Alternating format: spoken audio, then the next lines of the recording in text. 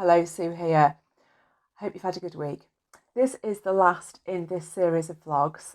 If you would like to help yourself to a free handout from this vlog or any of the previous 7, please do feel free to go to my website, which is thesanecoachingandtraining.com, and look under the Sane parent. And also, if you want to subscribe, then you'll be notified when the next series begins, which will be probably in the autumn now. Okay, so this week we are going to be talking about how we make lockdown learning stick. A parent I was speaking to a few days ago was really worrying that actually everything they're doing with their child during lockdown feels a bit pointless, because surely after the summer break, when they're starting to go back to school, whatever that looks like in September, they'll have forgotten all the things they've learned during lockdown. So what I want to focus on today is how do we make what they've learned stick? How do we get the most bang for our buck, if you like, out of lockdown learning?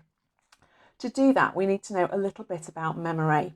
So to begin with, I'm going to talk about how memory works and how we can use what we know on research on memory to enhance our children's learning and retention of what they've learned. So first things first, if you think about your memory, I want you to imagine it's like a filing cabinet. And in that filing cabinet, you've got folders, and inside those you've got subfolders. We have something called schema, which are effectively the folders. So if I think of a cat, for example, that'll fit into the schema of animals and the subschema of cats.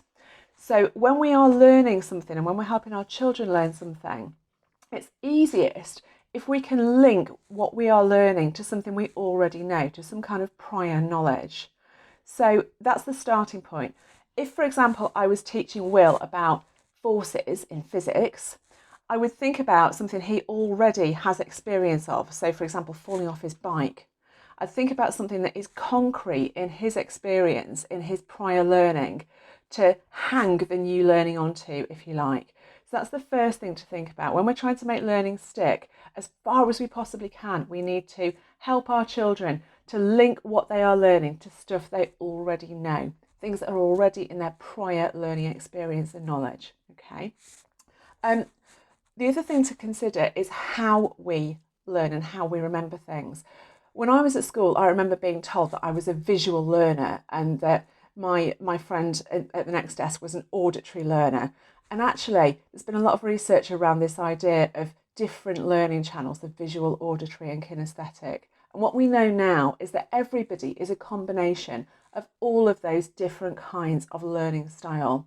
There's no such thing as someone that's a pure visual learner.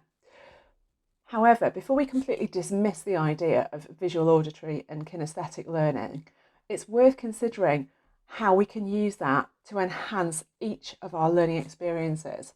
So, for example, we have something called memory channels. So when we're trying to learn a new piece of information, we can get more bang for our buck, if you like to use that expression, by using more than one memory channel. So, for example, if I listen to a podcast on something, I'm using my auditory memory channel. If I then read some information about it, I'm using my visual memory channel. I'm using 2 different memory channels, which gives me greater capacity in my working memory to take that information on board than if I am just using one of the memory channels. So when we're working with our children on how they learn things in the first place and then come back and retrieve that information, getting them to think about using different memory channels to look at the same information and to learn the same information is a really good way of making that information stick. Okay. The other thing that's worth considering is the importance of spacing out the learning. So it's much better to do 4 1-hour sessions than 1 4-hour session, for example, because we can't retain a huge amount of information when we've been working at whatever it is for hours on end. Much better to use shorter learning episodes regularly and more of them, and also to revisit what we've learned regularly. A German psychologist called Hermann Ebbinghaus in the late 1800s did some research around the rates of retention and forgetting. And what he found has informed the way that we teach kids in schools for the last 100 years or so, I suppose. But it's worth knowing as a parent. So if we learn something, or if our child learns something, the chances are that after about 10 minutes, they might be able to remember maybe 70 to 80% of what they've learned. But a day later, that drops to between 20 and 30%. A month later, it's probably around 5% or less. So unless we review what we learn, unless we do something with it, we forget it. Our working memory can only hold a small number of items at any one time unless we then move those items into the filing cabinet, if you like, of our long-term memory. So let's think about how we can make the learning stick. We've talked about using different memory channels, auditory, visual or kinesthetic, to get the learning into our children's working memory in the first place. Now we need to think about how we move it from the working memory into the long-term memory and retrieve it from there. Some of you may have come across this idea that once something is in our long-term memory, it's there forever. And to a degree, that might be true. It might be that you smell something baking in somebody's oven and it takes you back 40 years to your mum's kitchen. Yes, a broad memory can be retrieved from years and years ago, but detailed memories tend not to be so easily retrievable. So actually what we need to do to be able to retrieve detailed memory from our long-term memory is to work regularly on whatever that thing is, to retrieve it, to, if you like, revisit in order to retrieve. So simple ways of doing that with our children might be, for example, getting them to represent something they've learned in a different way from which they learned it. So if they've read something initially and made notes on it, get them to represent that information in a different format. So it might be that they create a little vlog about it or an online tutorial to stick on YouTube. If you've got a younger child, you might just get them to talk you through what they've learned or to teach it to you. Or if you've got a very young child, you could have them teaching a class of teddies something that they've learned. My little boy loves doing things like that. It's all about getting them to retrieve it and represent it in different ways in order to secure that learning more and more firmly in the long-term memory.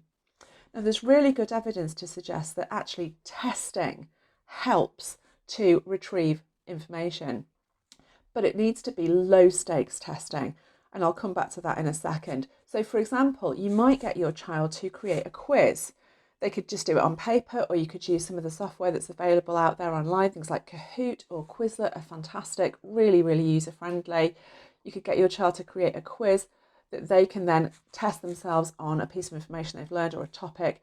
They can retest in a week, a month, a year, and that information is always there ready in their test.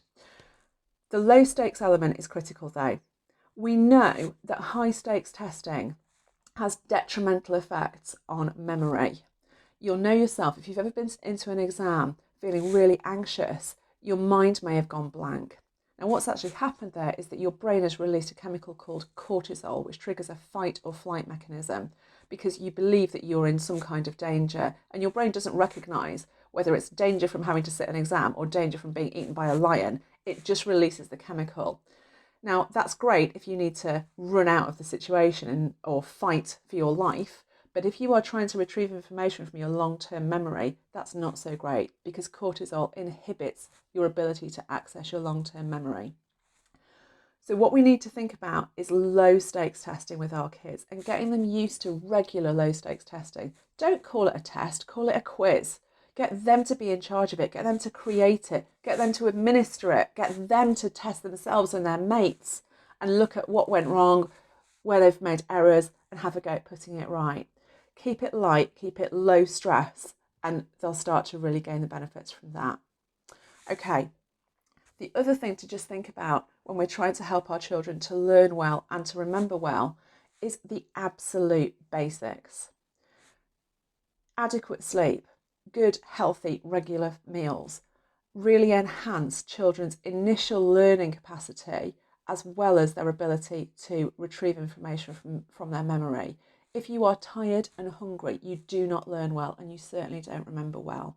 So if we're thinking about getting the most out of lockdown learning even, make sure they've had enough sleep, make sure they've had plenty to eat, plenty to drink, they're well hydrated, get them to try some of the strategies we've talked about in the vlog, and above all, keep it light.